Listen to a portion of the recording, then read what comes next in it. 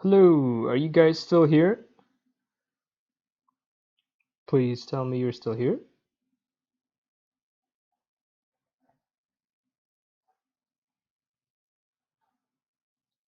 Hello.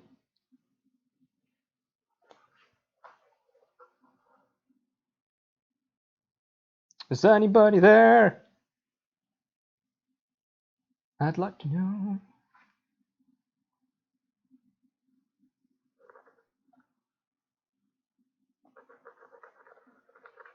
If anybody's there, please let me know.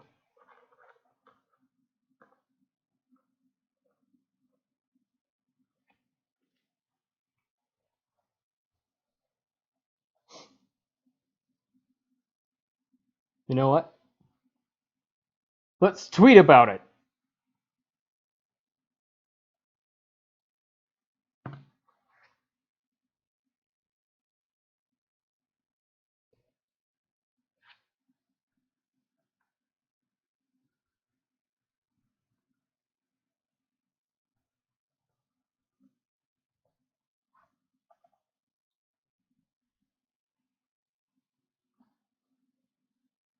There we go. Alright. Yeah, I don't know what that was all about. Nobody told me! You're like a silent, shy people not telling me that I'm completely silent the whole time!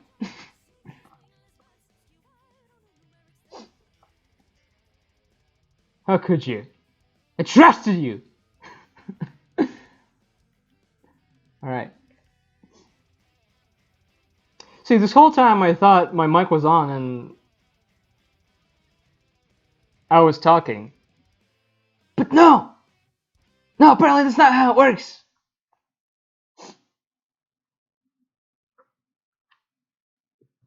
I am focusing super hard, but I can also talk. I mean, you were asking me questions and I was like, yeah. Yeah, man.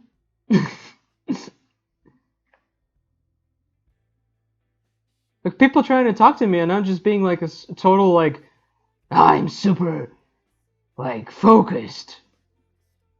Painting. That's okay. Yeah, I just like looked into my OBS and noticed that my mic settings were like disabled, and I had to restart the stream to enable them again. Oh man, I feel bad. Hello everybody, thanks for coming. Shit, I'm sorry.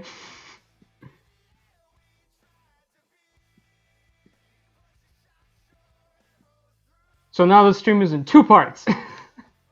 The weird silent avant-garde part and the part where I actually talk. Yeah, this is the talky part. Like, I even have the chat up on the screen and everything.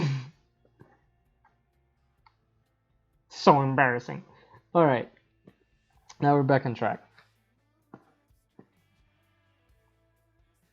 Yeah, so edgy. Like, I'm such an intense painter, I don't talk.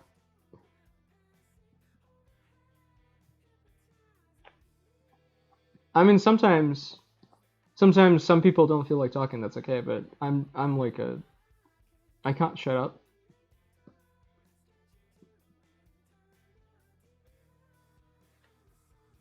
Yeah, when Merlin just said hi and I said hi back and said something and nothing happened, it finally clicked for me. It took me so long to be like, am I even on?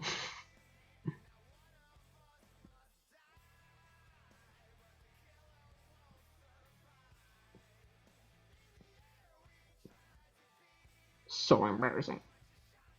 But yeah, it's okay.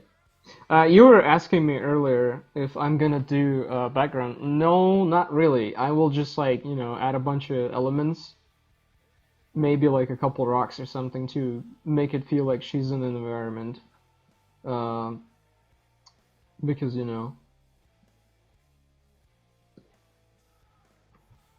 otherwise it would take like a while. But honestly, like, yeah, like it's just like, how do I put it? This is really what you're like looking at for. Well, I mean, I just don't like it much. Like sometimes, depending on the scene, I can get into it, but like I like focusing in one object because then I can like go crazy. If I go into like an environment, it's like it's hard for me to let go of details. It's something I gotta train. But generally speaking, what this is a character design. Like really what we're looking at here. So you don't even need like any background really.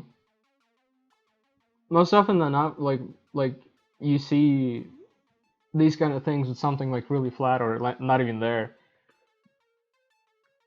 like barely any background, because this is a design really.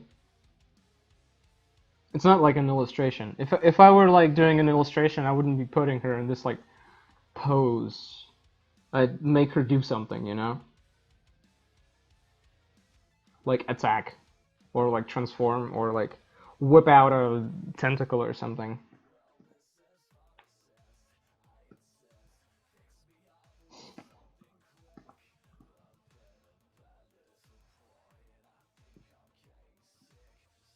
And thanks for all the compliments along the way, by the way. I said thank you, but you didn't hear me because my mic was off. Thanks. See, I'm like I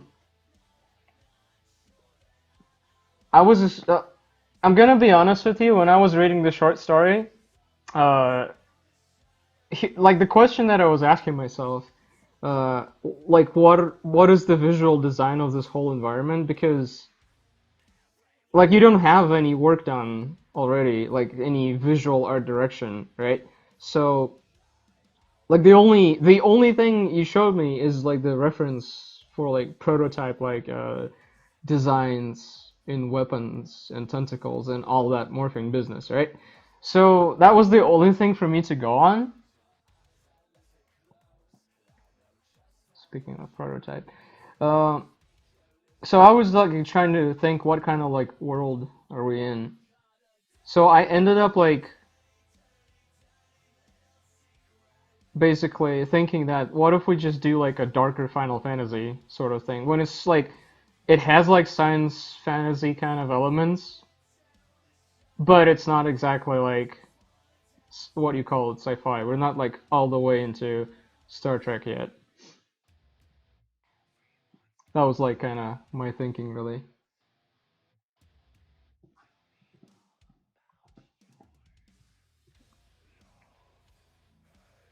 Hence the asymmetrical like armor and everything.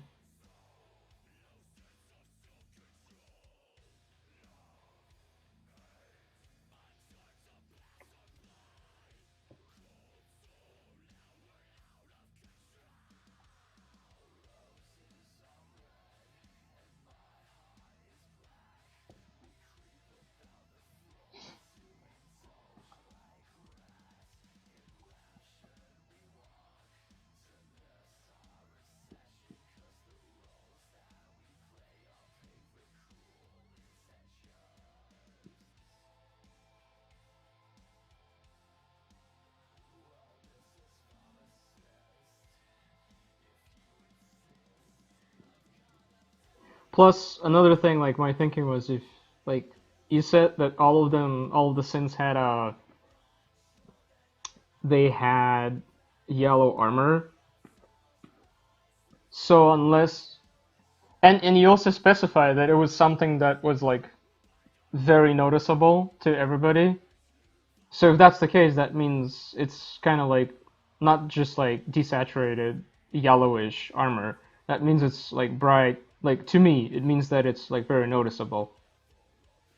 And if that's the case, that means like that has to be the brightest thing, the most like colorful element of the design. So I just kind of went and thought like the best thing to do would be just to keep the hair since she has red hair and the armor that way. Thanks, brah. But basically, that was my thought process. Mute everything else and make the armor and hair the most noticeable element of the whole design.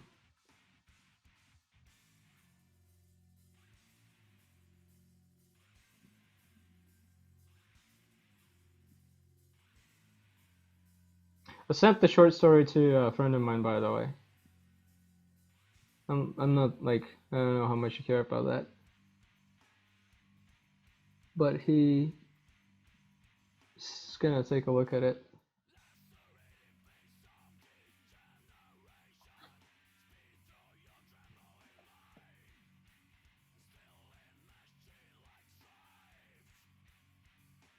Yeah, that just basically reads Final Fantasy Armor to me.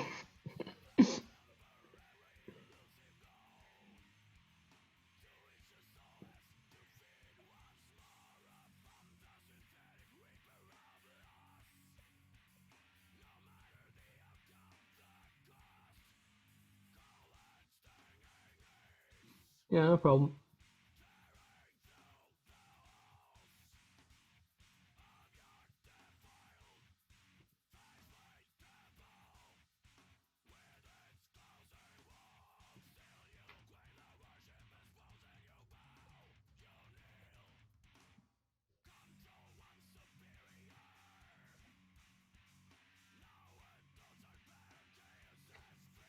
Oh, perfect!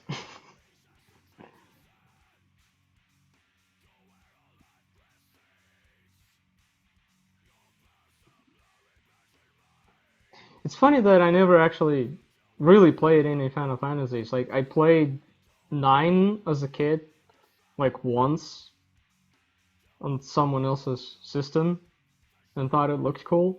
Then I had like 7 as a kid, but I was like too young to understand how to play this kind of game, so I got stuck immediately.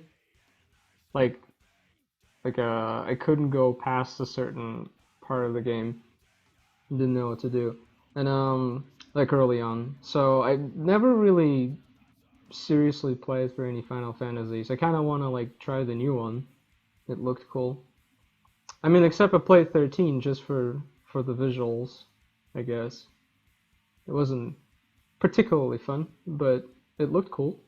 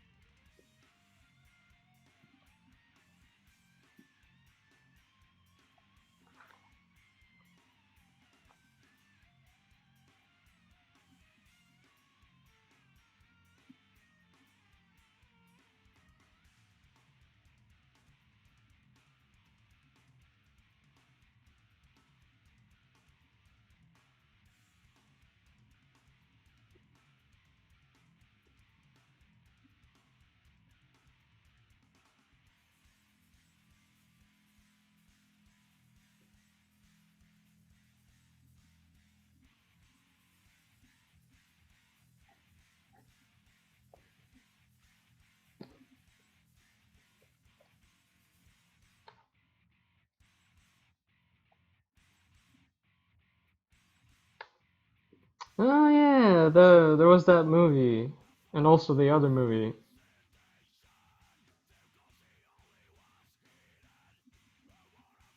Man, I barely remember them. I remember the movie based on that game looked cool.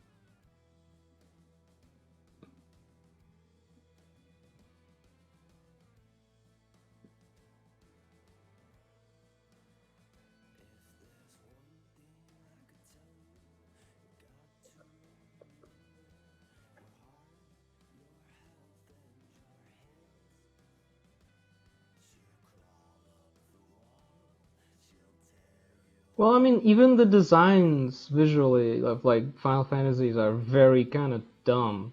Like, if you really think about it.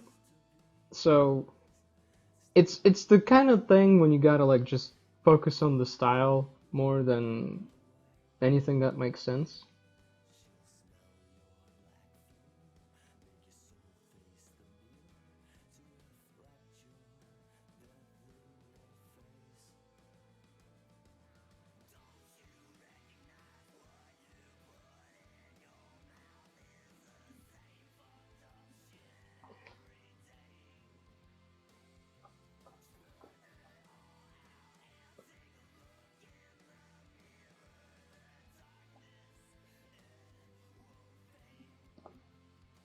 I mean, I can't say that like I'm really like a Final Fantasy fan, but sometimes, sometimes that over-designed Japanese stuff is exactly what you want.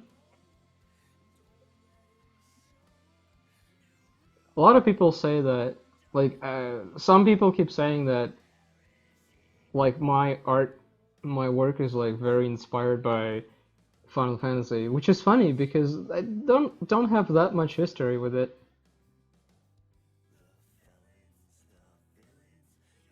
Like, I mean, I like Amano, the guy who designed like original Final Fantasies and does all the like the cool logo designs, all that stuff. I like his work. He also does like Vampire Hunter D. Yeah, he's badass.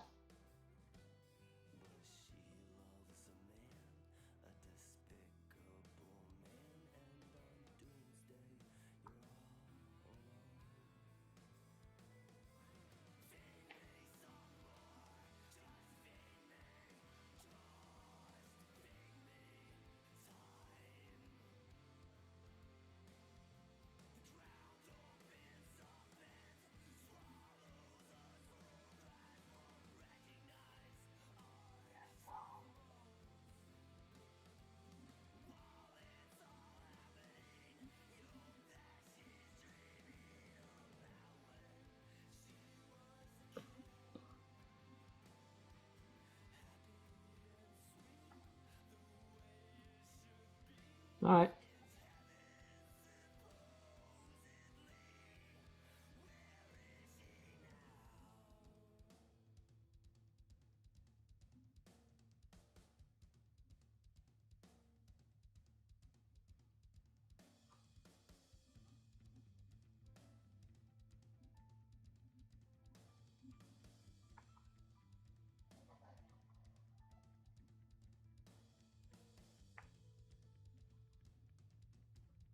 Anybody else there watching?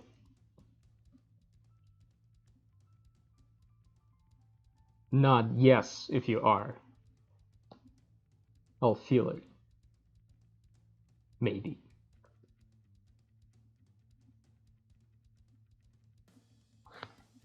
Hey yo.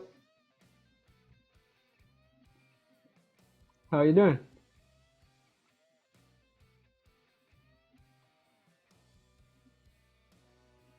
Sorry about the mic if you were here before. Must have been a very interesting stream experience.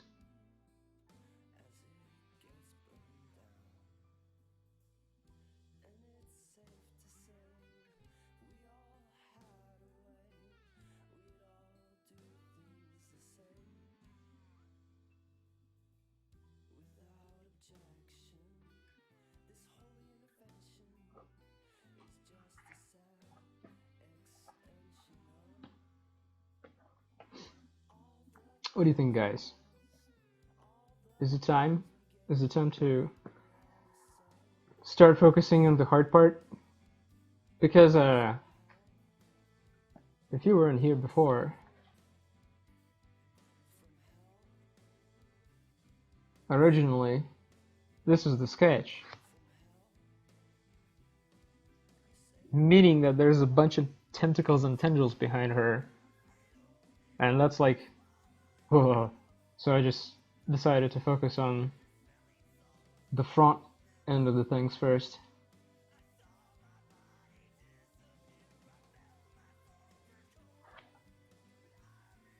You know?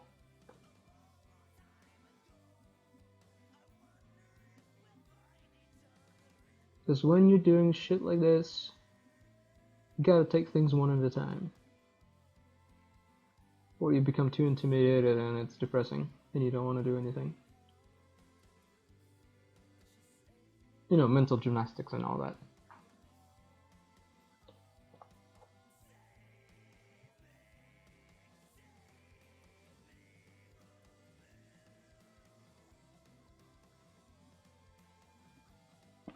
Like, I'm sitting here painting all these unnecessary details because I'm obsessed. When in reality, there's like something important I should be really focusing on, like doing those tentacles.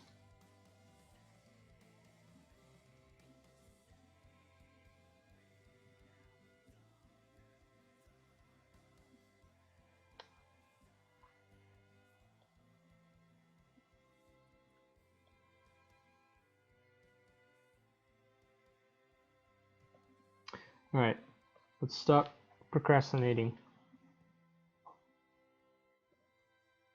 Except for this little bit, because you know, you gotta procrastinate a little bit.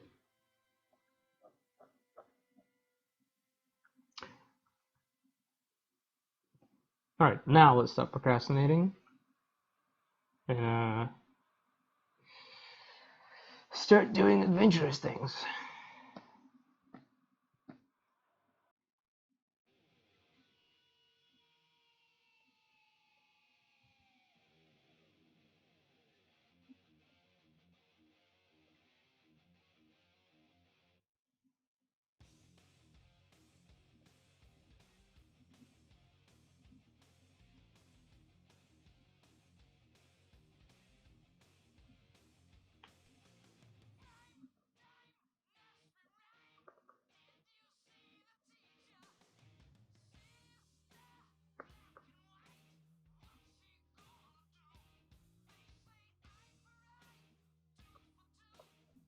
Give me just a second, concentrating here.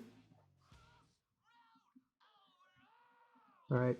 She's supposed to have like all these tentacles and stuff growing out of her back. Well, her body, but I decided it's gonna be back. Because then it can like form like a cool cape sort of thing, or wings. Because she can basically do whatever she wants with them. She can morph her flesh. That's her deal. And I want her tentacles to be a part of the design. Like, I don't know if anybody's seen Hellsing or read the manga, but I always notice that the cool vampire dude, Alucard, he can control his hair. I don't know if it's like a mood ring thing and it happens on its own, but or if he actually controls it. But if you watch it, you can notice how, like, depending on what he's doing, his hair always changes length and shape. It's basically like Bayonetta. And it's silly and campy, but you know, I like that kind of thing. It's like I like having customizable elements of design when it's like something magical or like silly stuff like that. Like, obviously Bayonetta would be another example. And its hair too. Like, hair is just a safe bet, I guess.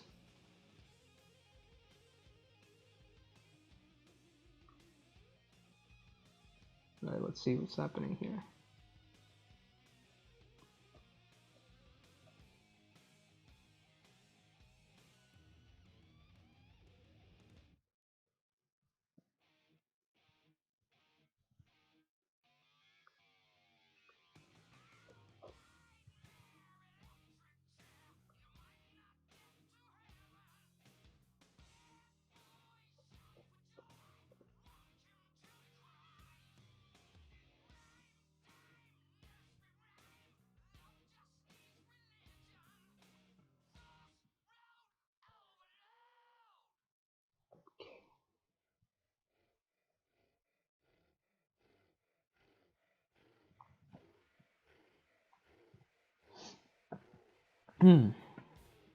If I was thinking things through, I would have probably used a different brush for these, so it saves me time later. But we like to live dangerously here.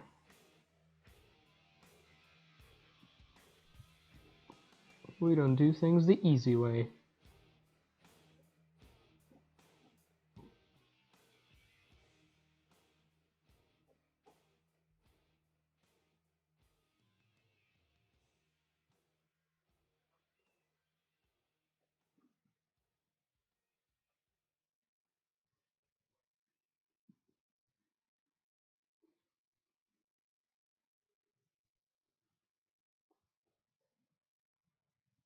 I don't know, man. Sometimes if you're smart, that's best. I'm not so much smart as much as I am stubborn.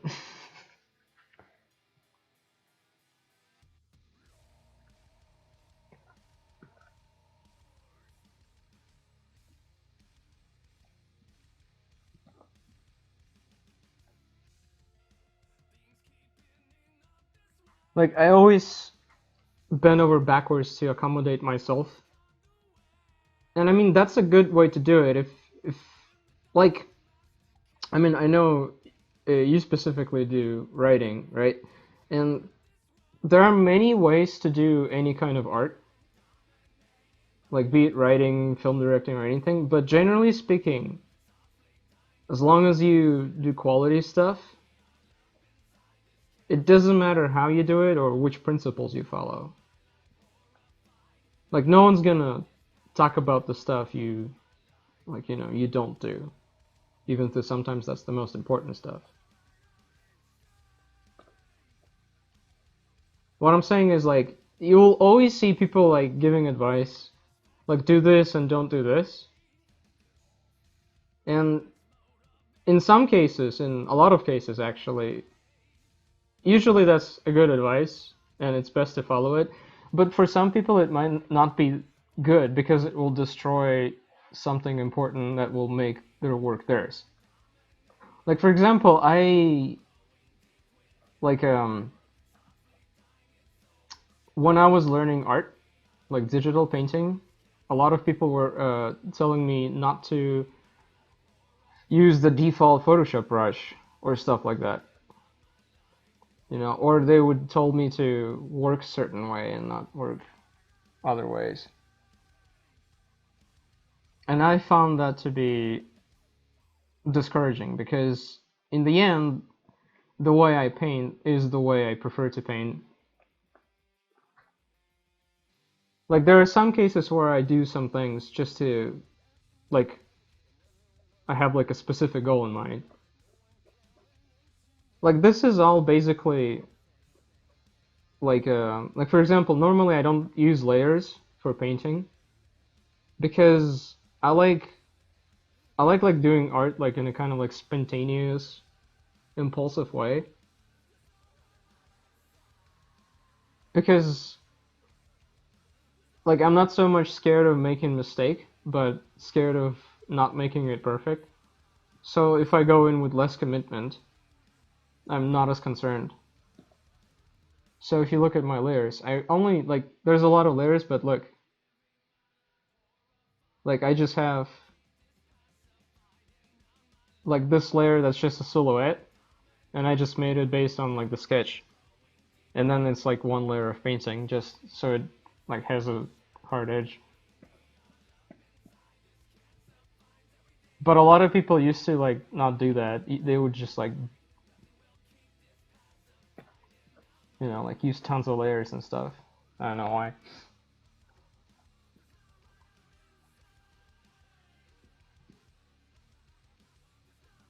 What I'm getting is like you gotta figure out the way for you, your process, because the process is the most important thing. It'll make you you, and it will give you your own unique style. You don't even have to like do anything as long as you figure stuff out yourself. And that is like the longest winded excuse for me not to do things the smart way, just because I don't wanna.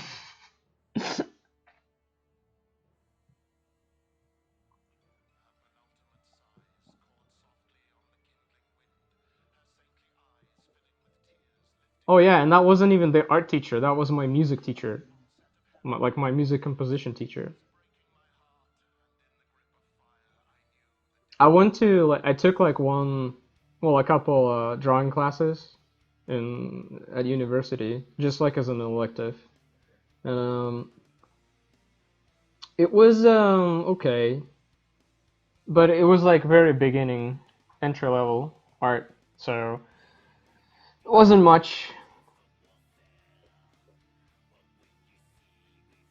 Their goal is not really to teach you anything. Their goal is to like kind of open your eyes because the concern really is that you will have a bunch of people who are only starting to think about like I kind of want to do this. So they're like, "Okay, let me show you. Let me show you the world," you know? That's their goal. So they will be showing you a bunch of techniques, a bunch of ways you can do things with the idea that you'll look at that and something might stick.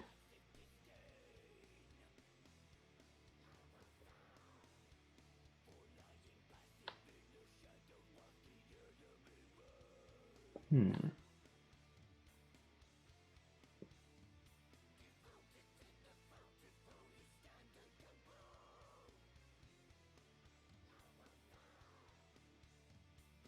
I mean, like we all know that tracing is bad, but tracing is one of the techniques that art teachers will actually show you in a class.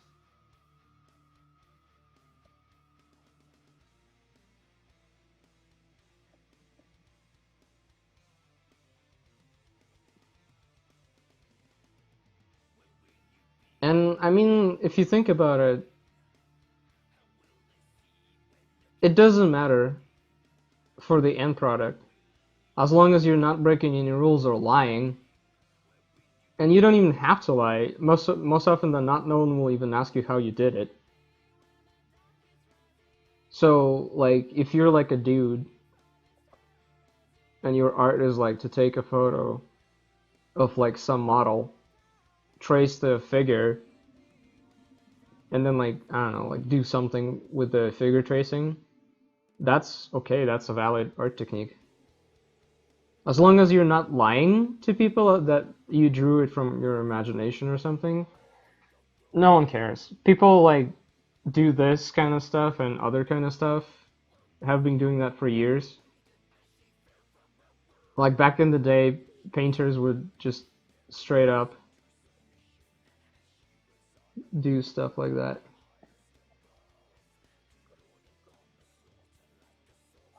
Like back before even photos were a technique or a thing, they would light up the like use a projector or something with the model and like sketch or trace the shadow because they would not be concerned with the like integrity or something. They would be concerned with like making a product, and that's not a bad thing. It's just like a means to an end. Like if it's mine or anybody's personal like goal to not do that, that's fine. But that's just like a personal challenge that you decided to apply to yourself.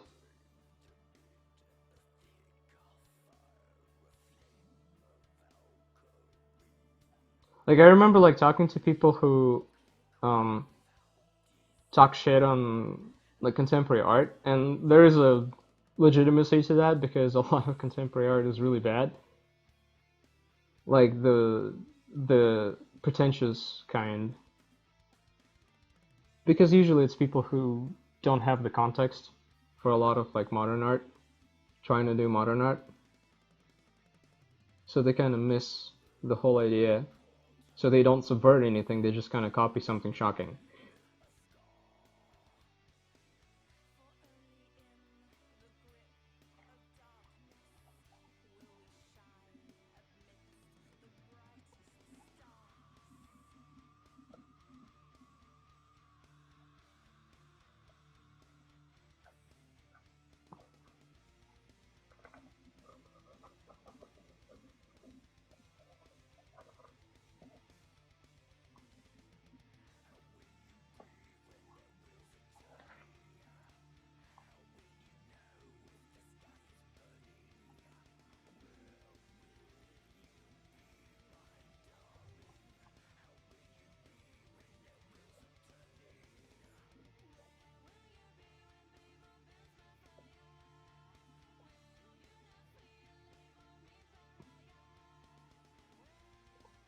see now that we have like the basic tentacle shapes. I want to trick the eye into thinking there's more, like there's a swarm or something. So without going out of the silhouette, I'll start like painting in little half-transparent tentacles and just darkening the area.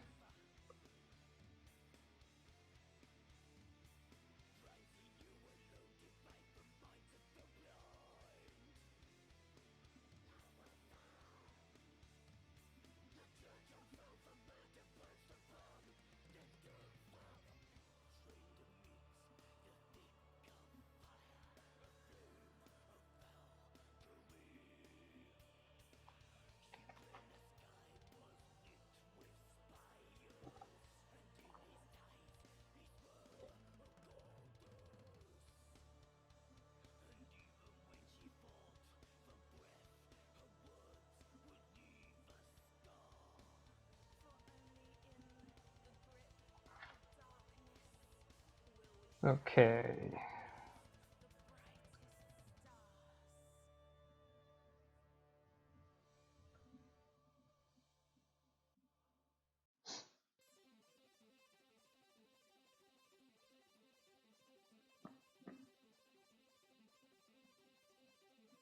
Bam, bam. Okay.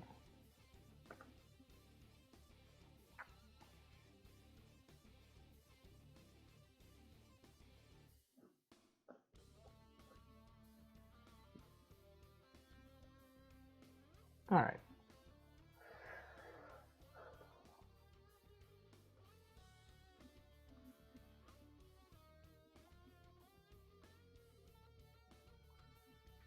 I mean, going back to the subject of art and technique, it's all about kind of like cheating. Like everyone finds a way how it's okay and not okay to cheat for themselves. Like, I don't want to photo bash. I don't like that kind of cheating is not okay with me. I mean, it's okay if someone else does it. I'm not gonna talk shit on them for that. But I don't want to do that. I want to do without it. But like my goal is to try and do without it. But that means I have other issues that I still need to solve.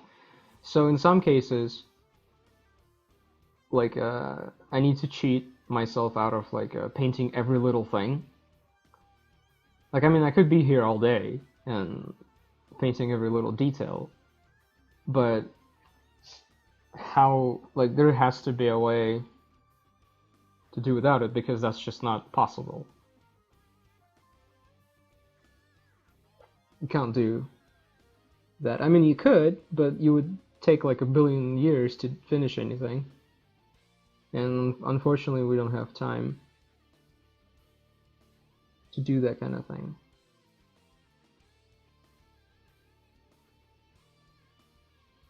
So, instead of doing that,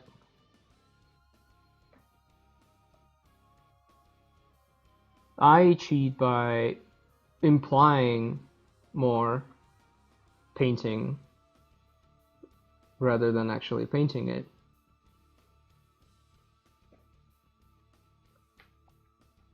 Like, if you know Zorn, he's like a old master dude that not a lot of people know, but some do, and somewhat popular in like painting circles. Zorn is great at being realistic without actually painting much.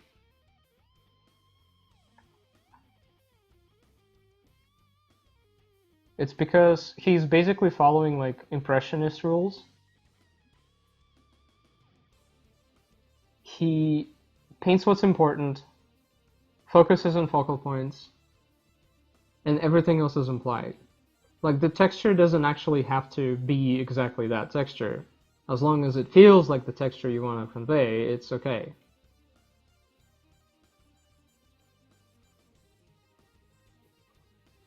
Like, this is not a photo. It doesn't have to be like a photo. Like, at least not to me. That's not my goal. Therefore, if something feels okay, that's enough.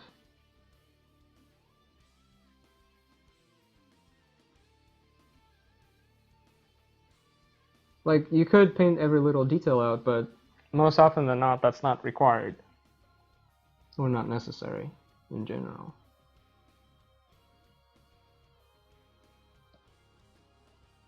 Like, to me, this painting, like, it really comes into, like, here. That's where the focus is. So I ramp up the detailing around this area. Like, I start thinking about textures, stuff like that. Everything that goes further away is not important. I can, like, cheap out my way out of doing that.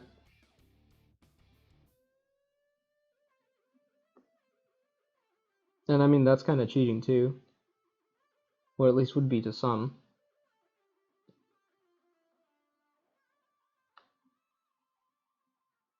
But that's how I do it. That's my way of achieving, like, my semi-realism without wasting too much time on it.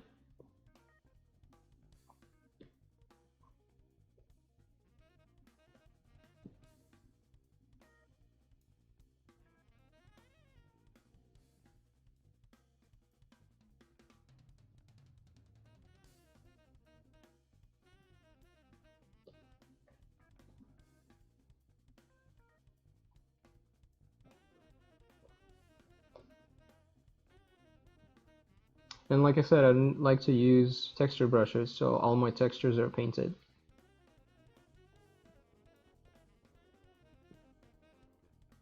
I try to make it feel like I use the texture brush rather. I'm like, and if I do use a texture brush, I try to use the ones I made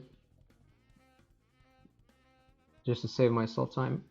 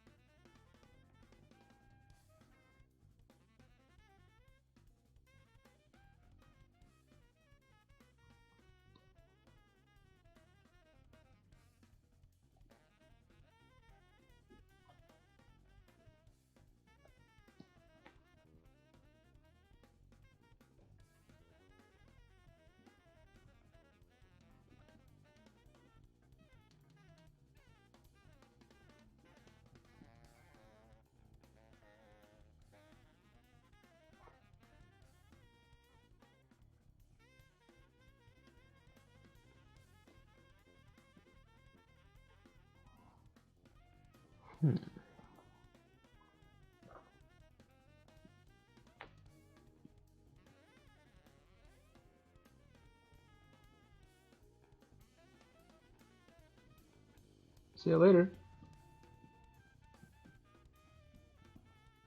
And actually, I'm thinking about getting something too. It's been a while.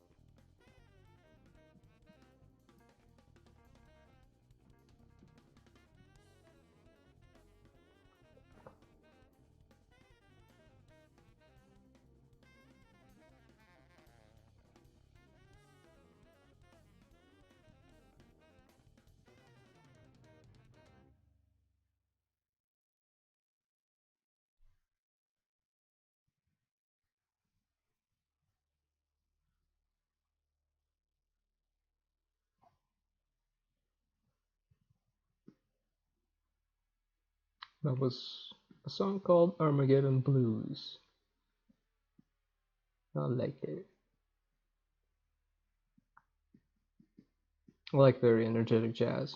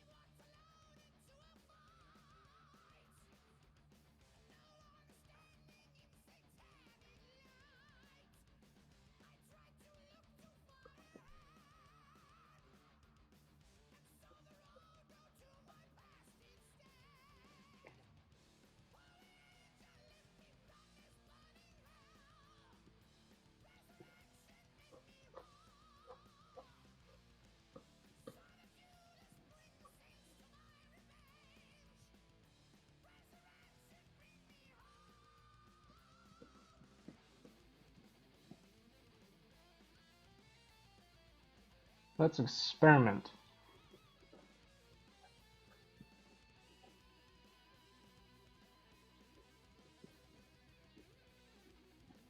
See what happens. Here's advice if you are an artist. If you ever attend like a painting class, your teacher will tell you that you need to mix the colors, and there's no better way to get like a very dead looking painting if you are what they call use colors out of the tubes. Meaning you get like use the colors that you just like straight up get from the tube of color, like whatever you get, unless it's like white and black or something like that. And the idea is that the more complicated color combinations you get, the more vibrant you'll get the colors. So sometimes it's a very good idea for you to go and just kind of be brave and mix a bunch of contrasting colors. As long as you have your values in check and you know what you're doing, like as long as you keep your painting in black and white looking like it makes sense, it's okay. I mean, that's hard, right? So that's a challenge already. But if you can afford to experiment and try something new, there's nothing better way than just to like keep mixing colors in. If you're still mindful.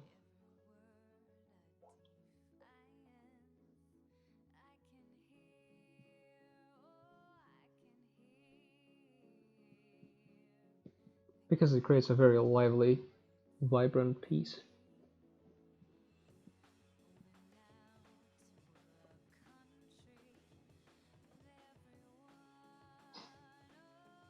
Basically, if you follow the idea like that everything is more than just what you think it is, you'll end up looking good. If you want to have like a colorful piece. Like if something says that a thing is yellow, that doesn't mean it doesn't have any green in it.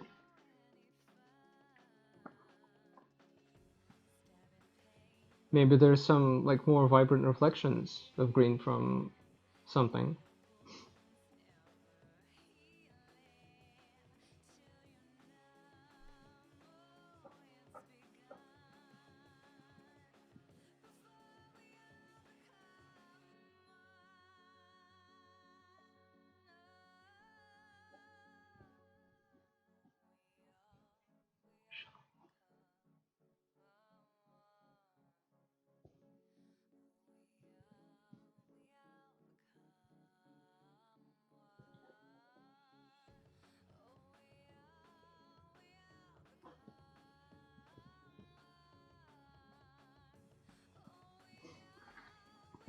And you keep doing that, you can keep doing that forever. Like you just like add color, pull it back.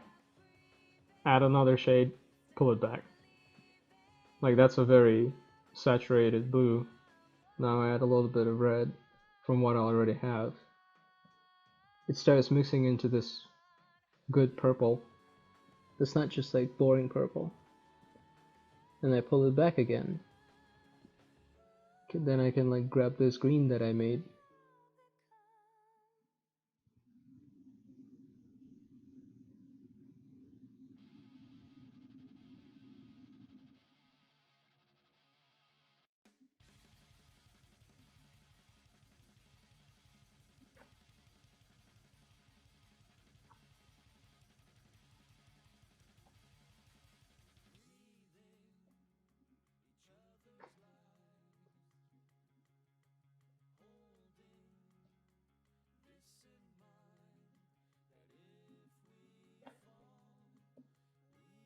I mean, my trick, of course, is that I use a default brush, but my default brush setting is that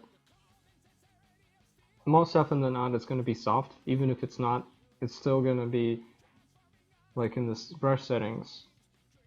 The transfer is that both is like set to pen pressure, the flow, and the jitter. That means I have 100% control over my opacity and flow with just how much I put the pressure in on my stylus, on my tablet.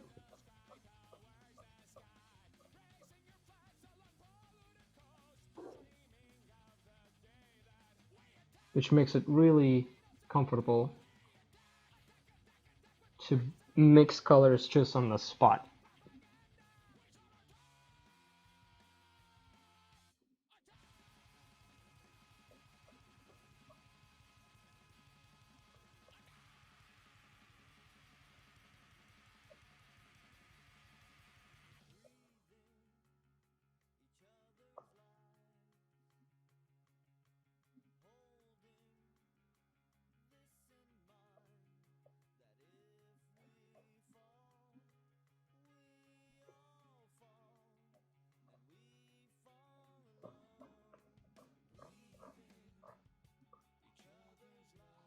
Like this way I can just like paint forever because you'll just keep mixing colors and have fun.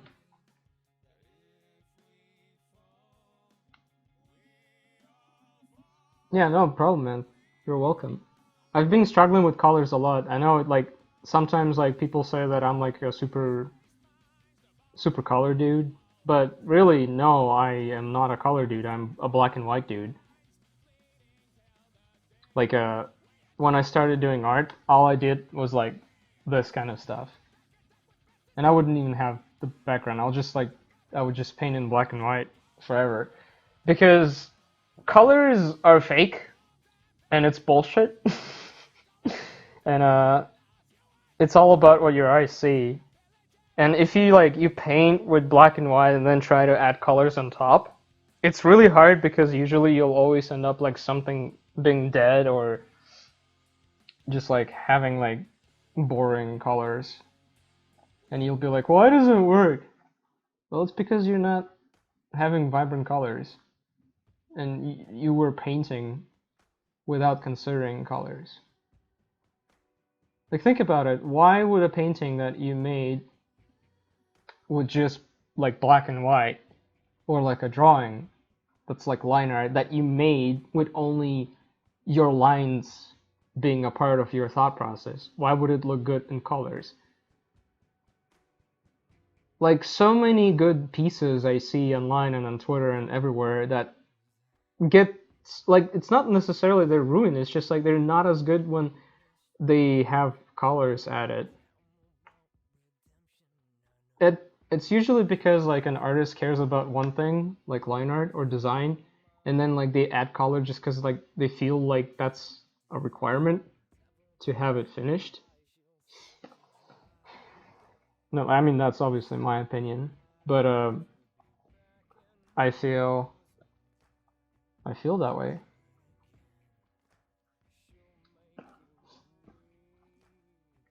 Like if you're a painter and you want to paint and you're struggling with colors, the number one advice I'd give someone is to get comfortable painting in black and white to the point where your black and white piece looks like 3D enough, you know? And when that's enough, you start applying colors. Like just add one color and add it to the mix. Then you'll have like black, white, so you already have all tons of grays mixed in. And then you add red, so now you have like 3 elements to play with. And then you just kind of like do that. Another tip for the colors. This is kind of obvious, but this thing is dangerous because it's like, hey, want some colors? Here you go, all of them. All of the colors. All of the colors of the rainbow, not the rainbow. Everything you cannot see. Like, what is this? This is like, most people don't even see the difference between these, right? Like have fun, enjoy the world. And you're like, how do I choose? How do I pick? What do I do? It's because there's too much. If you're like a painter that's like working with like actual paints, you don't have that luxury. You have to go to the store and buy some paints. So you'll like know what do you need already in advance. See, these are better. Like if you like load up some swatches, well, this is not necessarily good, you know, because this is like I don't even know what this is, right?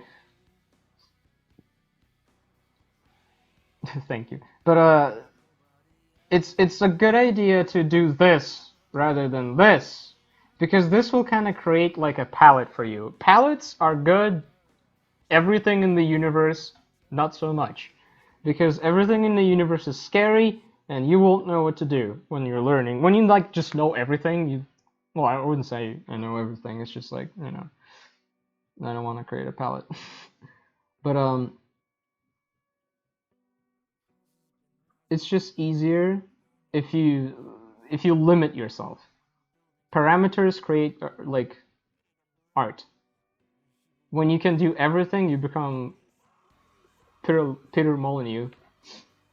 You know?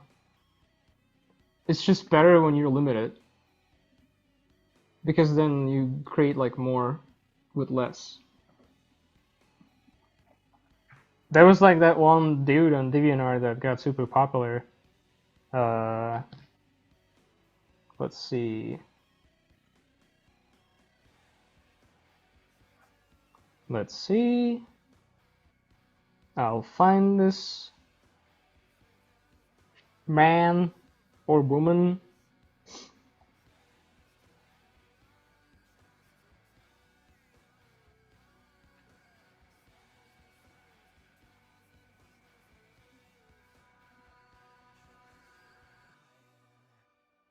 Ah, found them.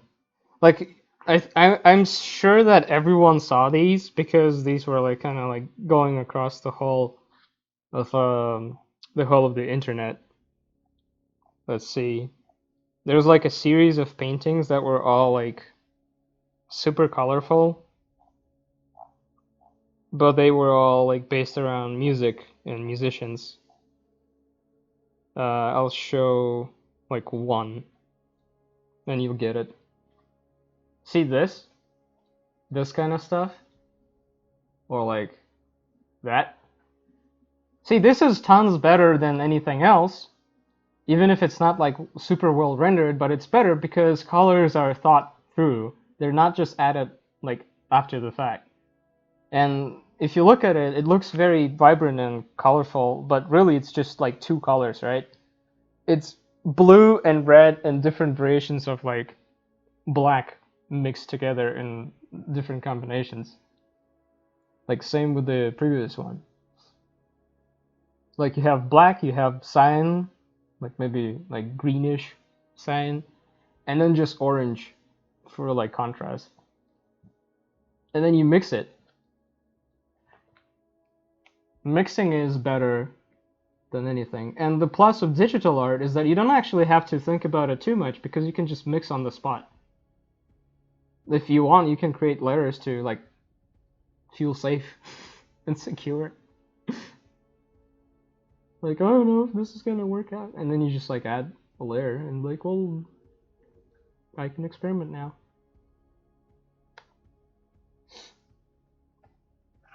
Yeah, man. I mean, this is like, it feels like there's a lot of colors, right? And sometimes I add a lot of colors, but I don't really add as much color as I just mix a little bit in. Because look at this thing, right? Like this area here. It really like doesn't dance around much. It stays roughly in the same area. It's because like I gently mix in a little bit here and there. All for the purposes of like creating like more colorful, vibrant palette. Like you look like at people who paint amazing, and you're like, how the hell do they have such like lively images? The answer is simple. They enrich their palettes with like little variations of the same thing. Like if you don't want to mix in colors, you can do the same thing, but instead of mixing in colors, you will do like just move a little bit down. Just move this a little bit to the yellow and move a little bit up. Move a little bit down closer to the red and move a little bit down. Now it's like darker. I mean, it's like sort of like a little bit obtuse. But that's kind of like the same end result you get if you'd be using palettes and just mixing paints like a proper artist.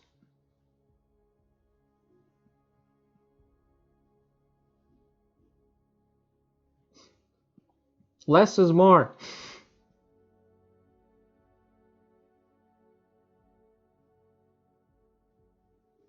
Like let's see. I mean, and when I say less is more, I don't mean like don't use all of the tools you have. I mean more like try to make something simple complicated and make something complicated simple, basically. Like let me try and give you an example again. This is an artist who's way better than I am. Let's see.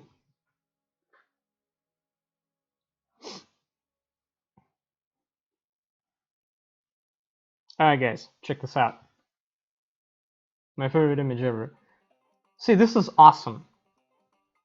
You look at it and you're like, oh my god, this is so amazing. This is the beautiful rendering and all the details.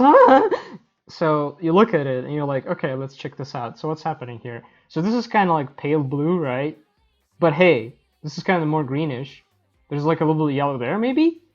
What is this blue? What is this blue? What is this yellow? What is this like? And if you like really like go and try and color pick like every pixel. I don't mean like every pixel, but you'll see that there's way more variation happening than you think. Because if I'd be painting this and thinking like someone who doesn't know much at all, like just like my baby's first painting, right? I'd be just like pale blue and desaturated, and I'll be like painting like, why doesn't it feel as lively at this face, right? And then turns out it's simply because I wasn't really like mixing my paints enough. My pens. But this is all edge control, texture control, and mixing the paints well. Look at this fucking hand, it's so amazing. Suddenly my art doesn't seem as impressive, eh?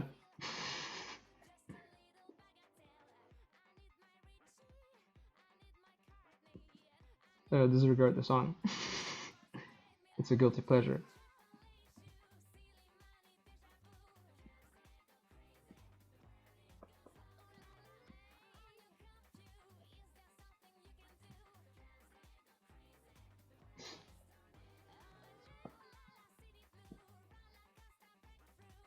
That's the idea, yeah.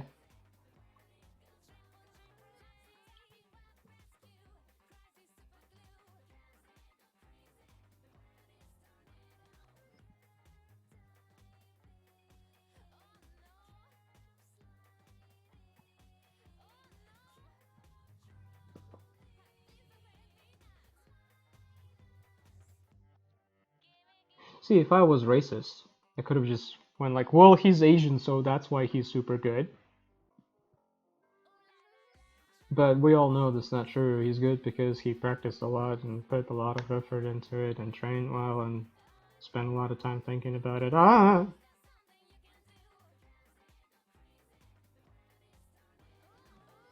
The world is tornado, guys.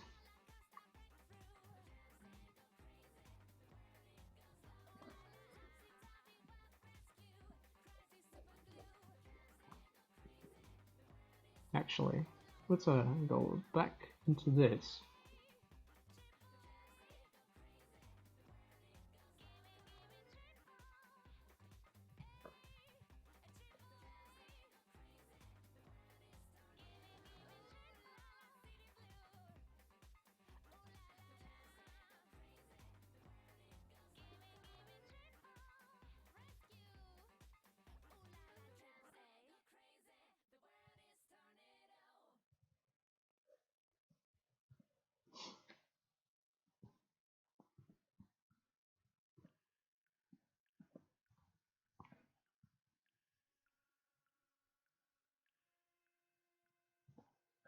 Alright.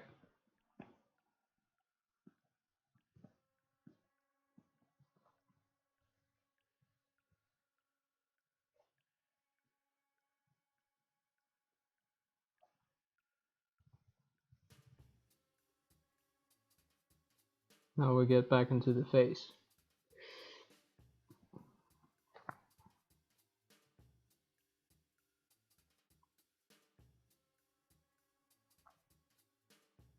This is where I commit a sin.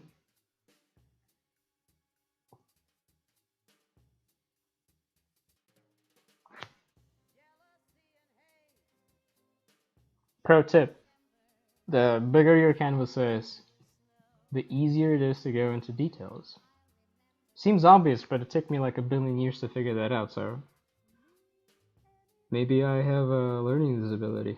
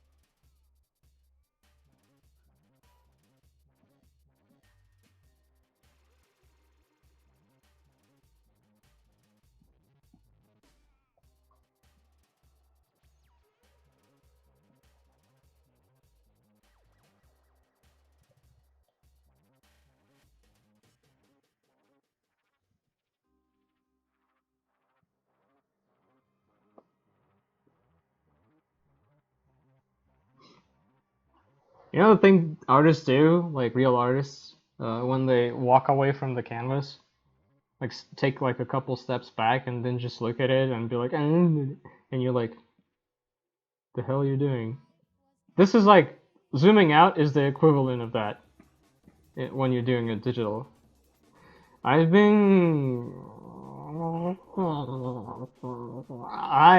been painting for 5.5 years, roughly, maybe, somewhat. Like I started painting something like 5 years ago, and it's been a little bit longer than that. It's yeah, I think that's right.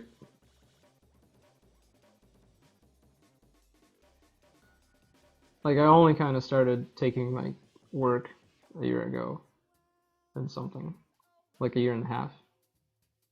Like when I started being more comfortable with what I do.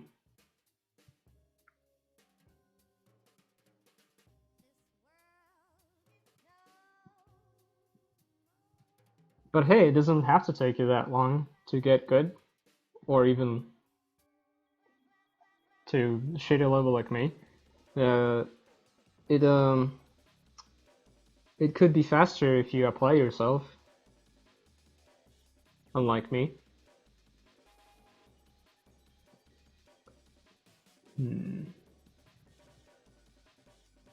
Like some people get super good in like a fucking year, like, and then you just like look at them and you're like, and then you just like feel bad because like, oh, what am I doing with my life?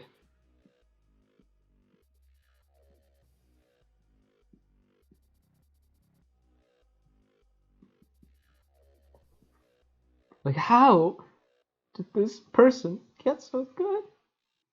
Why am I? Like, am I not gifted? Is it not meant to be? And then you just kind of like feel bad.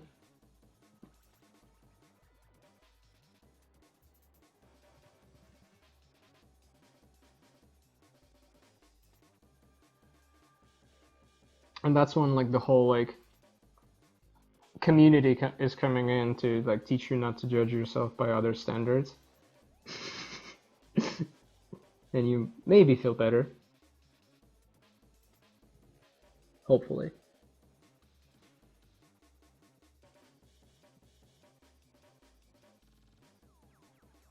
This is tricky.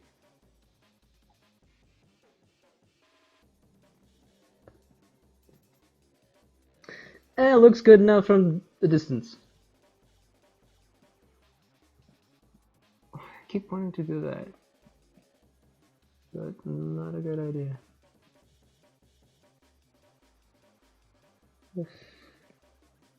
What if no?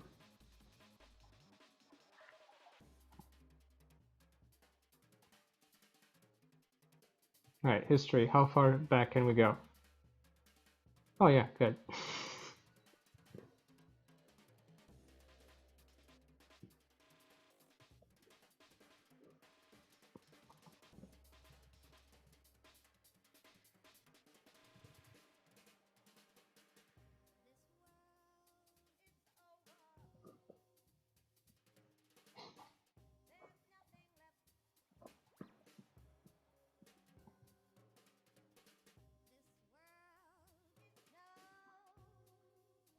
Oh, what am I doing? Why don't I just... That's cool. Why don't I just switch the canvas and look at things with new eyes, fresh eyes? And then immediately I realize what is fucking wrong, and this is what's wrong.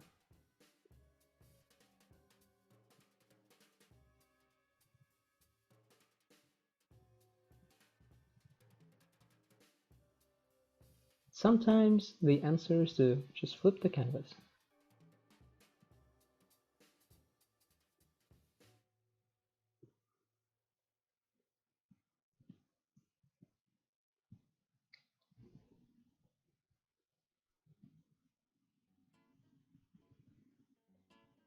Oh yeah. Sing along if you know the song.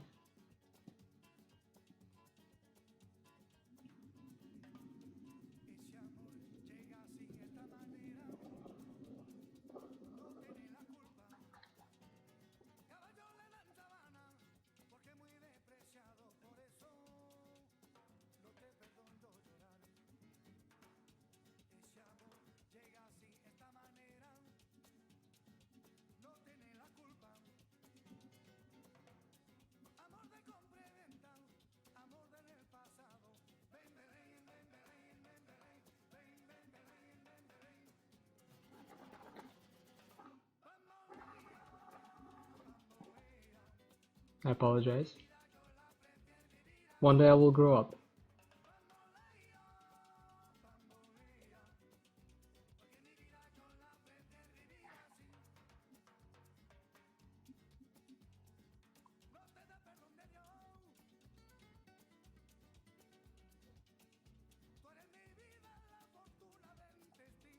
Not quite.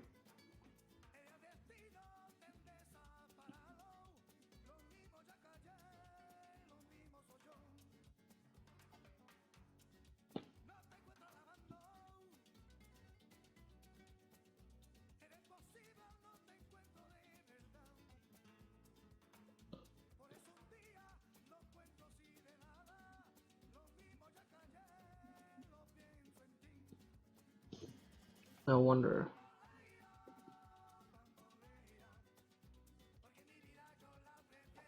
Let's see if I can do this thing.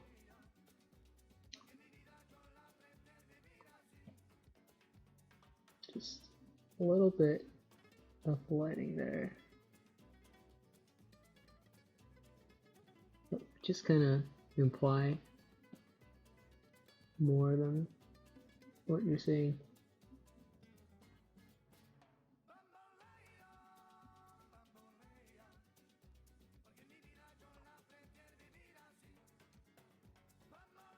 Oh.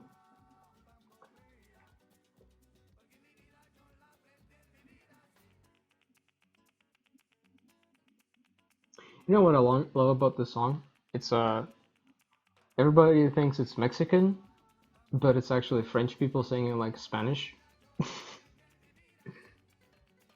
Subversion.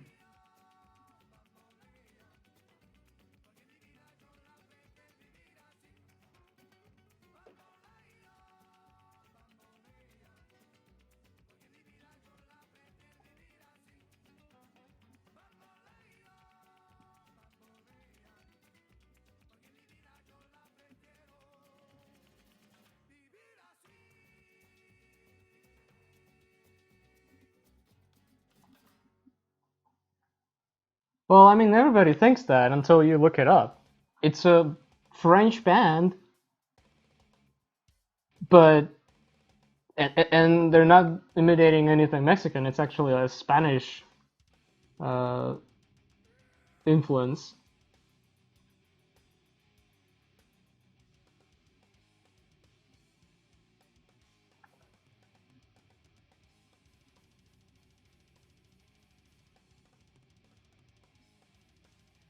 Now this is pure American though.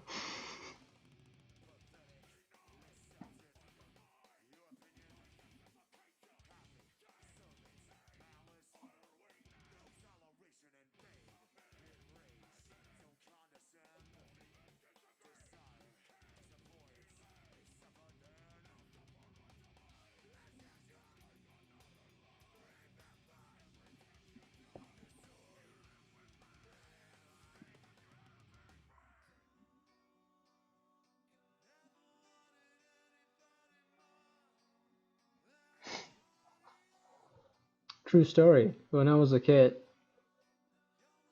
I would listen to only metal, and I would say things like, you know, if it doesn't have a guitar solo, it's shit. And then I felt really, really guilty when the teenage me would enjoy listening to Slipknot because they were new metal, and new metal doesn't care about guitar solos.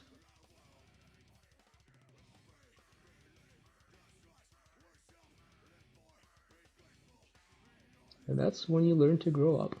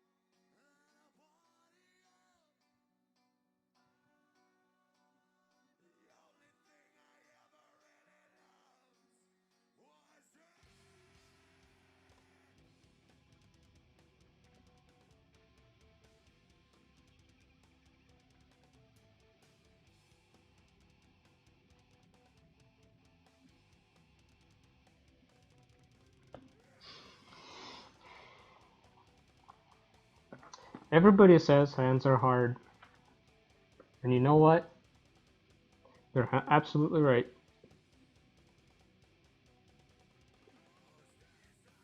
Hands are not easy, but you know why?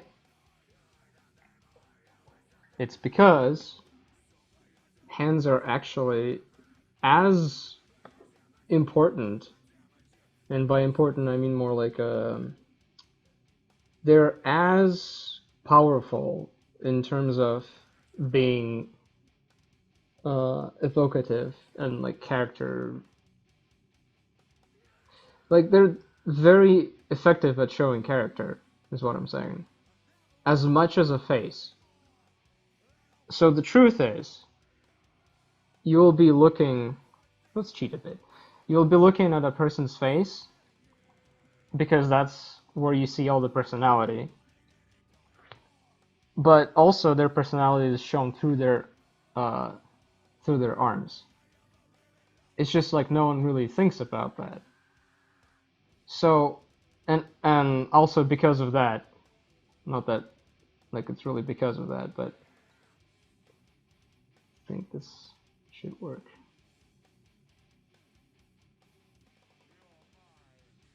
Yeah, this is kind of maybe better. Let's see. Oh yeah, I'm more satisfied with this. Um, their hands are as detailful as a face. Except you don't want that. Like everyone likes painting faces because people like faces, and they don't like hands because no one cares about hands. Like it's not the thing I want to do, but in reality, hands are what really sells a character too.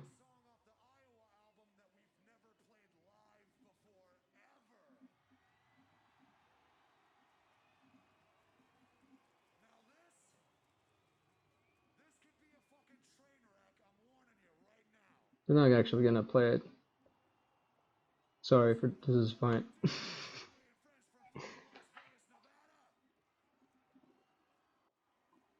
That's where I am, by the way, if anyone's curious. Currently in Las Vegas, Nevada.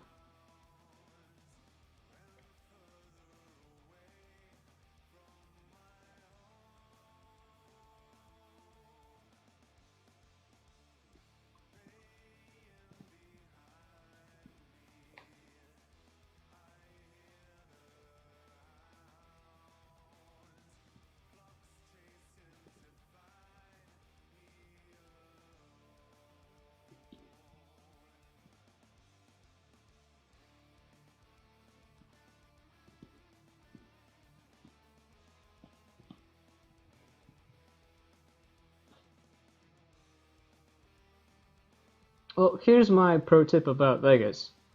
Vegas is super fucking cool if you go there and you have a bunch of money. You know?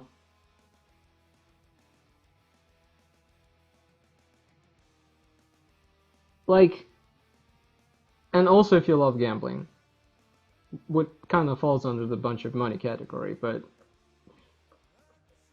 if you like partying, if you like big expensive things, then Vegas is your friend. If you don't have a lot of money, then honestly you're wasting your time, man.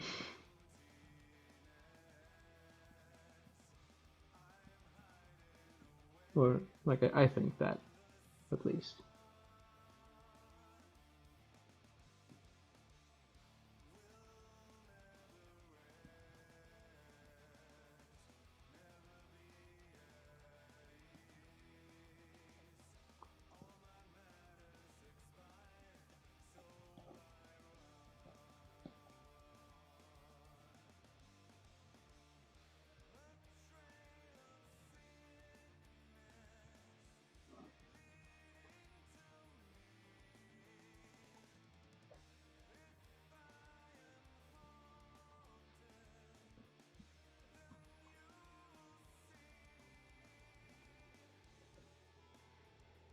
Oh, but to finish the thought I had earlier about the hands,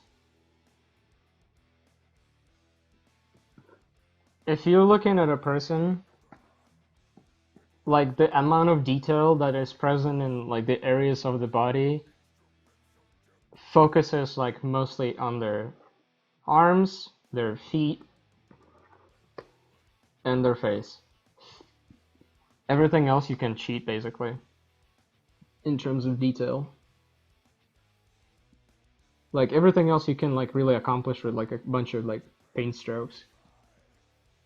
But with arms and face, to look really good, you'll have to multiply the number of paint strokes, so to speak.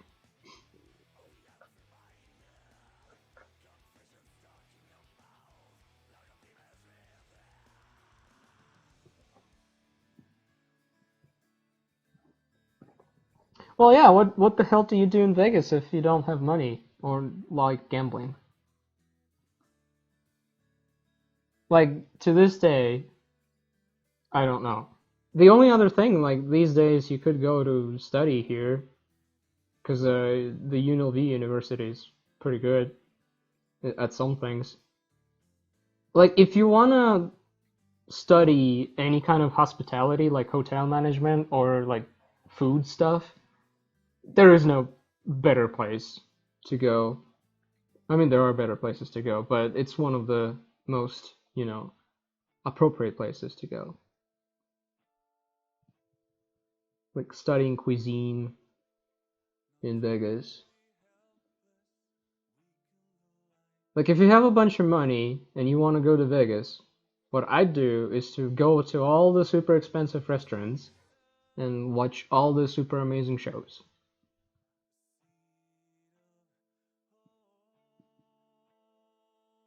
Like when it's like I don't know, like minimum like $40 per ticket. Like all the Cirque du Soleil and all the other shows. Like my personal favorite is like in the Wynn Casino, Le Rev. That's that's an amazing show.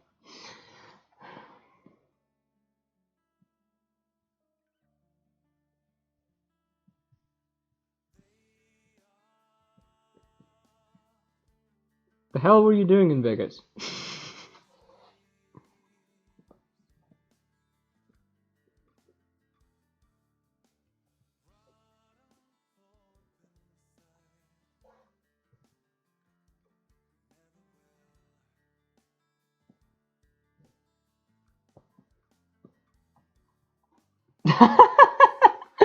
Oh, that thing. I've never like I mean I've seen it a lot of times, but recently me and my friend were walking around the strip and his girlfriend came to Vegas for the first time and her like immediate request was to go check out that store. And we're like, okay, that was fucking great.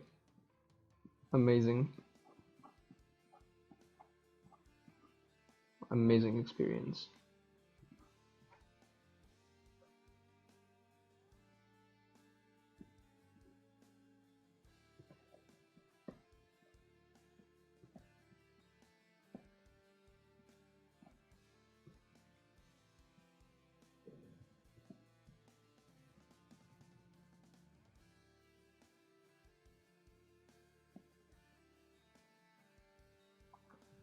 I mean, is it stupid? Yes.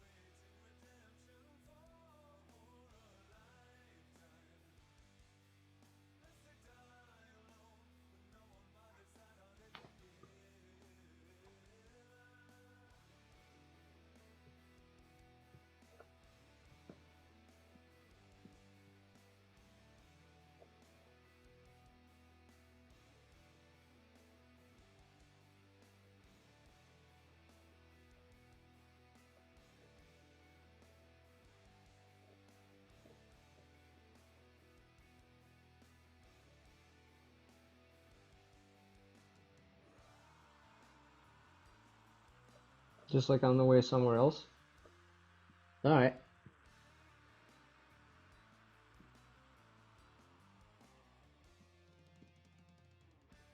Well, it's like Disneyland, right? Like, Disneyland is fun if you can like get in and actually enjoy it with all the crazy attractions and the food and pricey everything.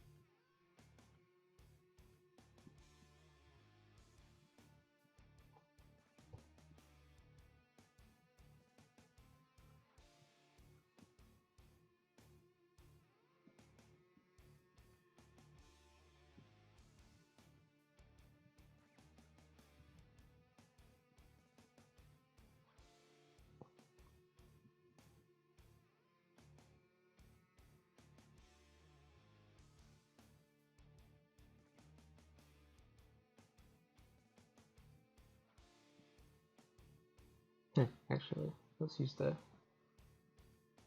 brush. It's perfect for this kind of thing.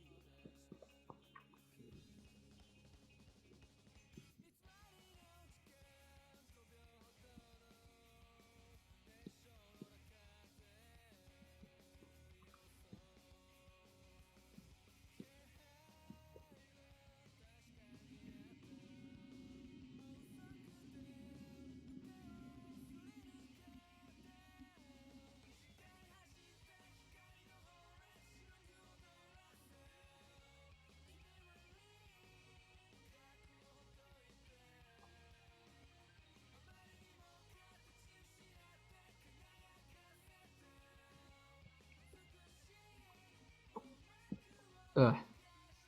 I had some pizza earlier, and now I'm feeling like I shouldn't have pizza.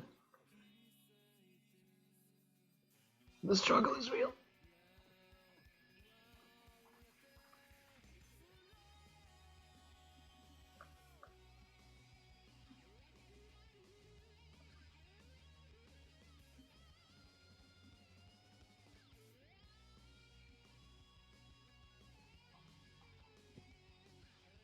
Do you guys like rocks as much as I like rocks?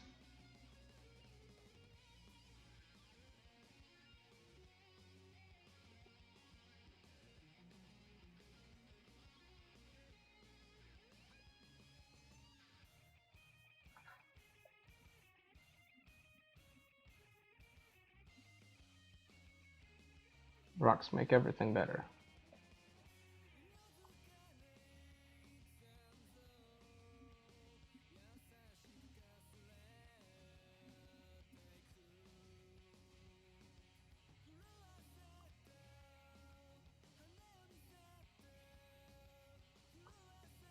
Right now.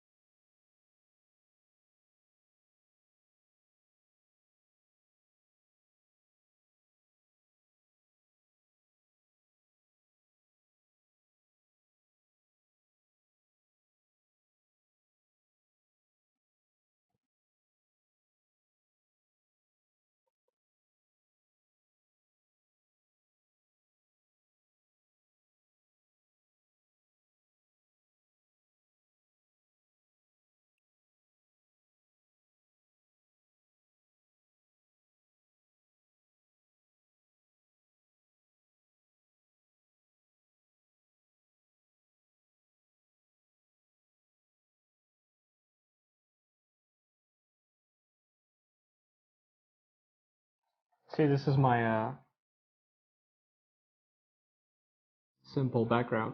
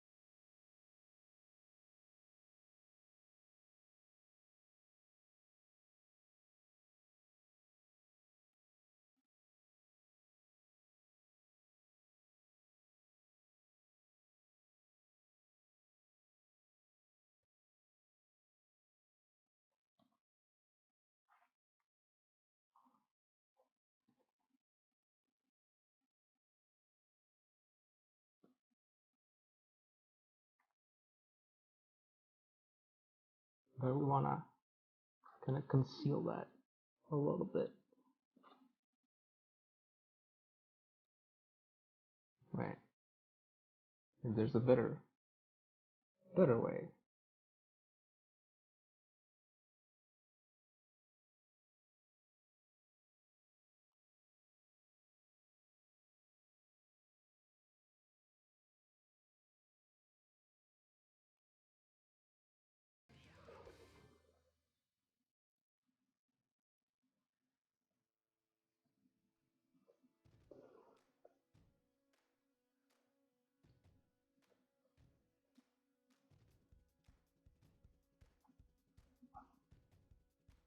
Like we just want to hint at it.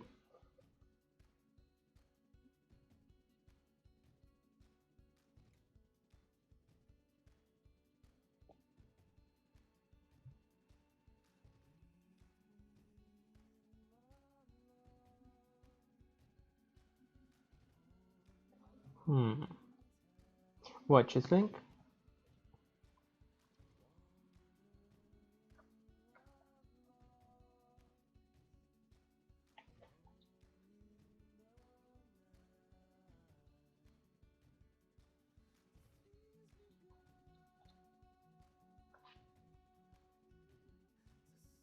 Let's see if I can. Oh, I see.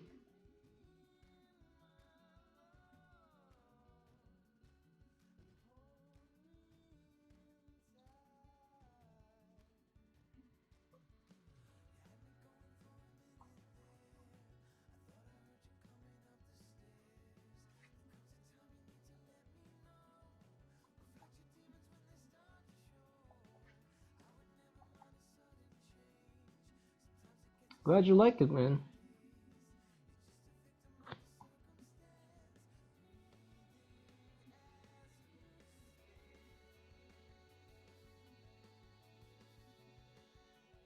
Whoa. Whoa.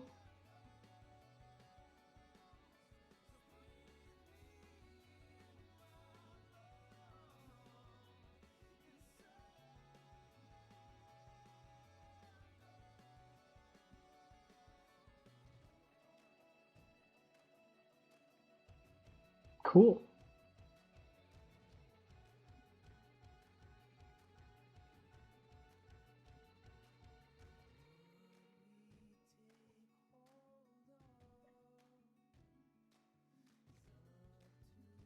Let's what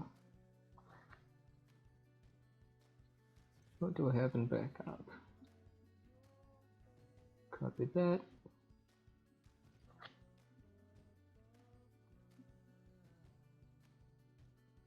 I want to save a backup for everything, just in case I'll ever need to do something. You never know. And this I can just get into one file. So there we go.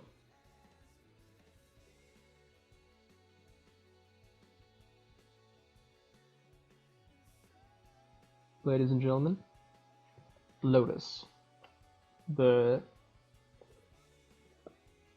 extremely dangerous Not to be approached. Soldier of the Empire.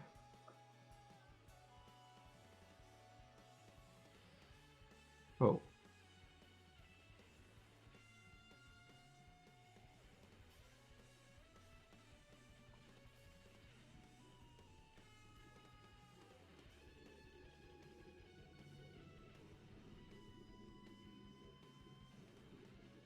Let's clean this up just a bit.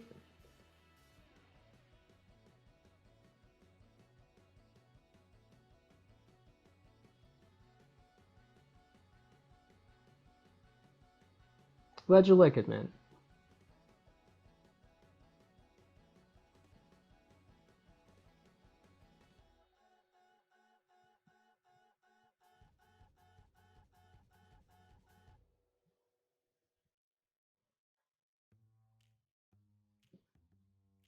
If the client's happy, that's the best thing you could hope for. Oh shit, guys. It's that song. Nobody's leaving until that song is over. Picking up on that feline beat, 'cause everything else is obsolete. A square with a horn makes you wish you weren't born every time he plays. With a square in the act, you can set music back to the caveman days. I've heard some corny birds who try to sing. Still a cat's the only cat who knows how to swing. Who wants to dig a long-haired gig or stuff like that? When everybody wants to be a cat, yeah!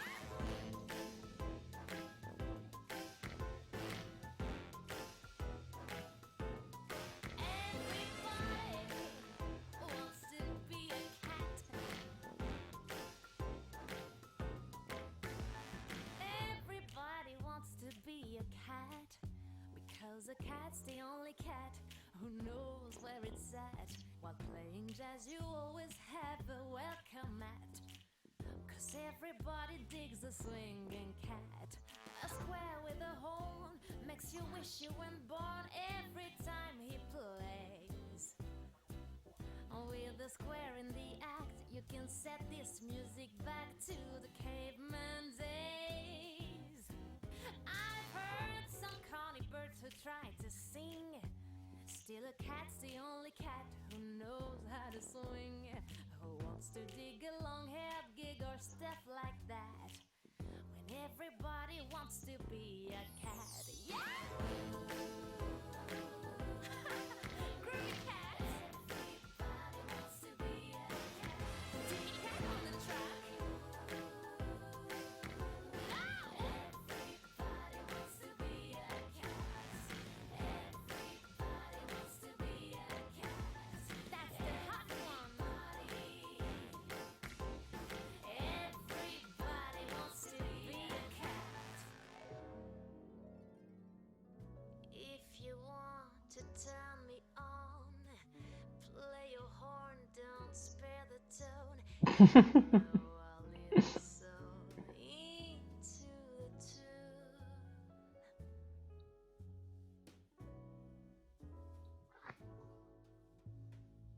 Let's take it to another key.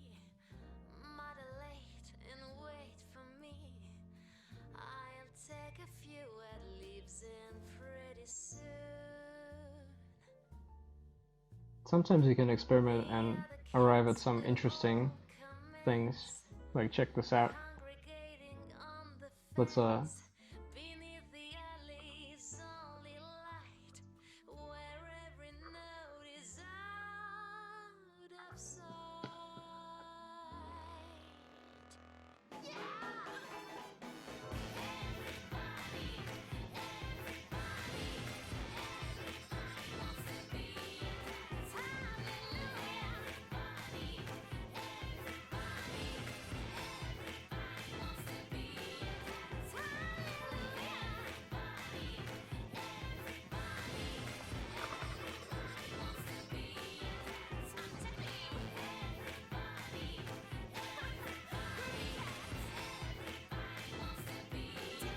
See, now you have a cool pattern on our armor for free.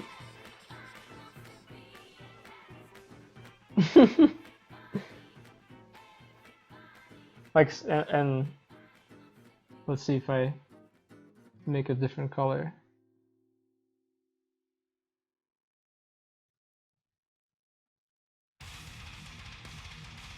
There you go. Alright, enough of that.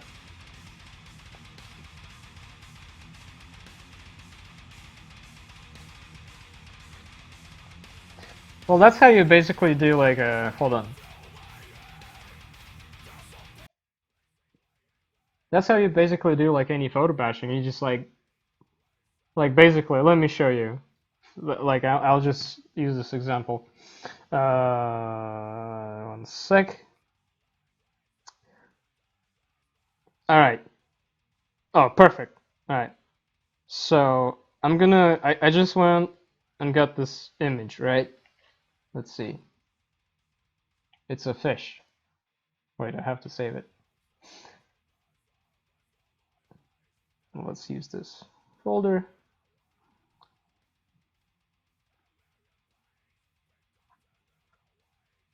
All right. Check this out. So we take this fish, right? And then we just basically screw with the layers. Well, first of all, we added just so it like only affects our layer with whatever we want. We find like a cool effect.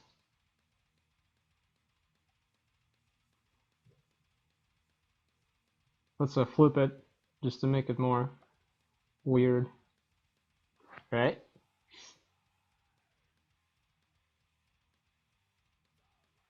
All right, let's use this, okay? I'll go like this, not too strong.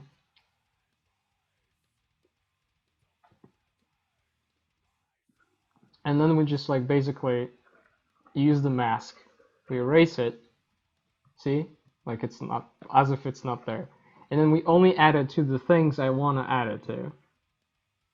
Like say I want the texture like on this little thing. Or just the armor.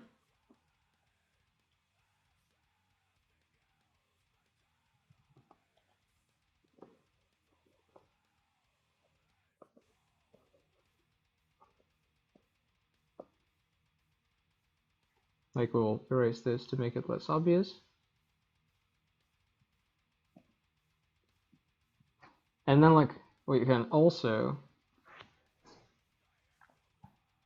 let's do this. Like pick some crazy colors. There. See what's happening? And now I'll just create like a color layer. And we'll make everything blue.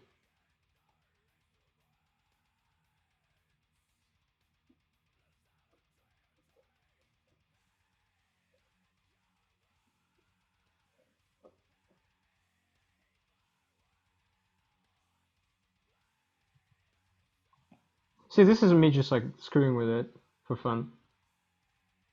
But now that I have this layer, right? Like this is the blue layer, set to color or like hue or whatever you want. Now you can just like play with it, find the one color you want. Haha, I see what you did there. No wonder you're a writer. Like see hot pink with tropical fish pattern. And this is how you photo bash. This is how concept art is done. This is how you become a professional in the movie industry and do concept art for the next X-Men movie. I've heard they're gonna make a Carnage movie, like Sony and Venom movie and stuff like that. So there you go.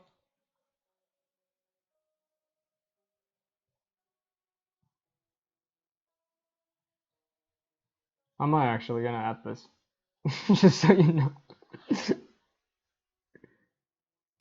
But this is how you do it.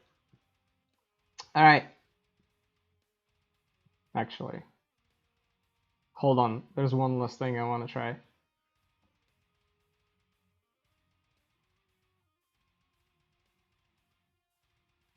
All right, and wham. I meant wham. Okay.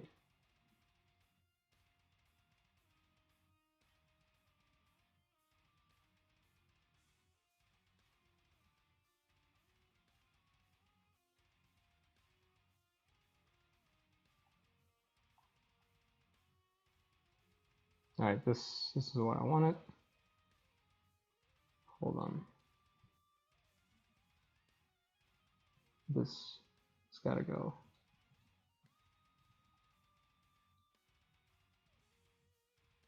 And now we just switch the color of this.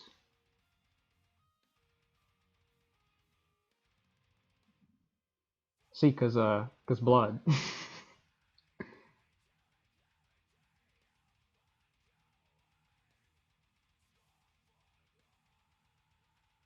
Like create some contrast.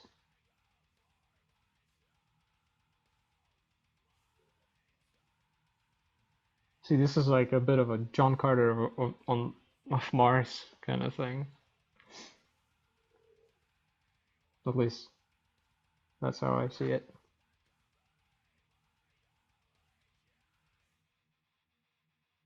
Hold on. Let's pick this yellow. Maybe even make it a little bit more yellow. Now I'll do this. I said I'll do this. Okay. See, the file is getting so big it takes this long to do this stupid thing.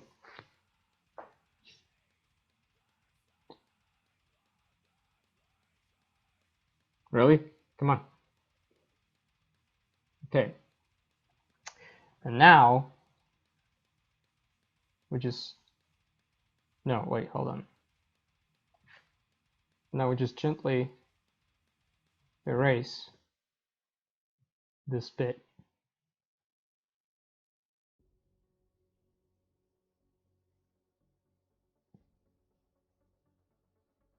Glad you dig it.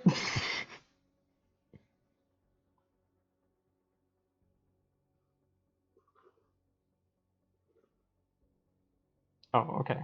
Now that explains it.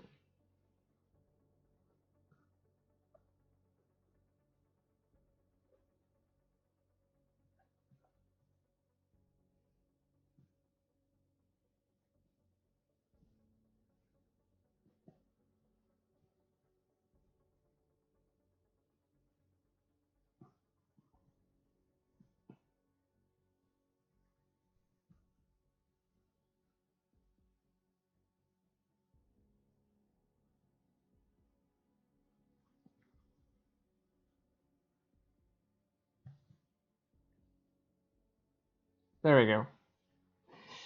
Yep, this is where I was going with this.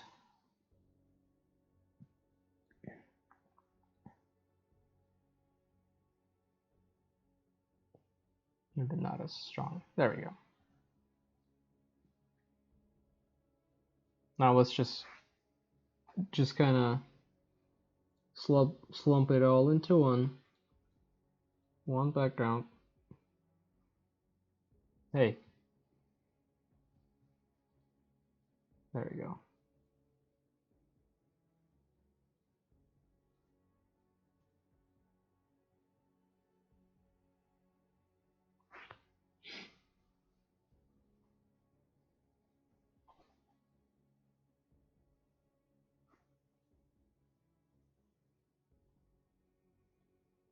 I had this layer just so I could flip it.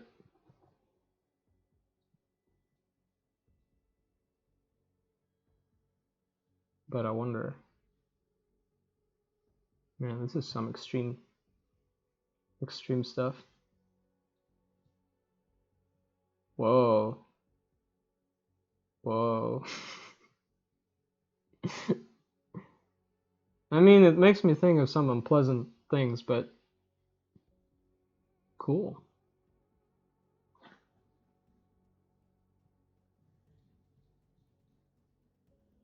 What if we go like, ooh.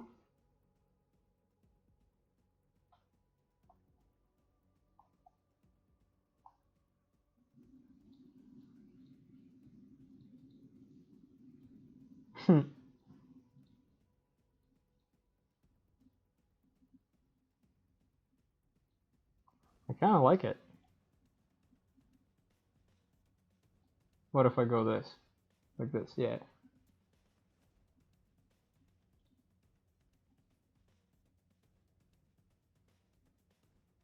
Oh.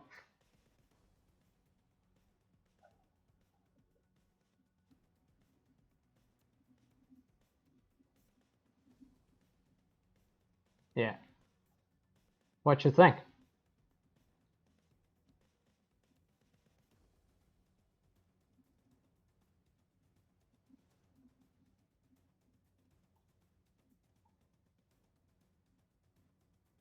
Makes her stand out.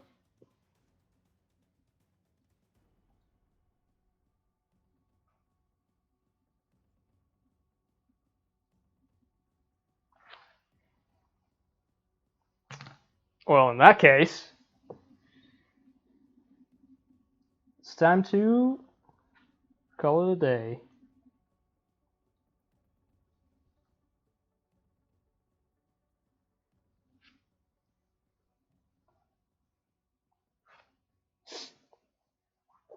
All right.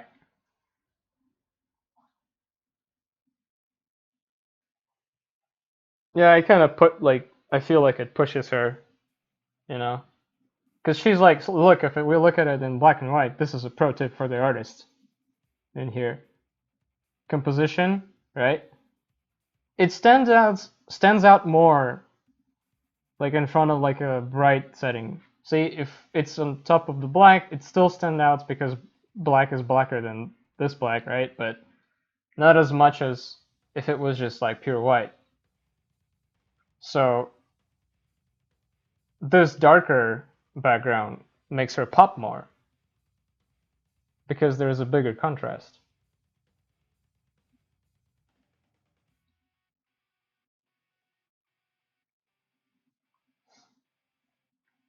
Alright guys, thanks for coming, thanks for hanging out. I'll be uploading this thing sometime soon. And I'll see you later. Tanner, friend, I'll send this to you as soon as possible on email. Thanks for coming. I might be uploading this to YouTube sometime later. Have a good night. See ya, guys.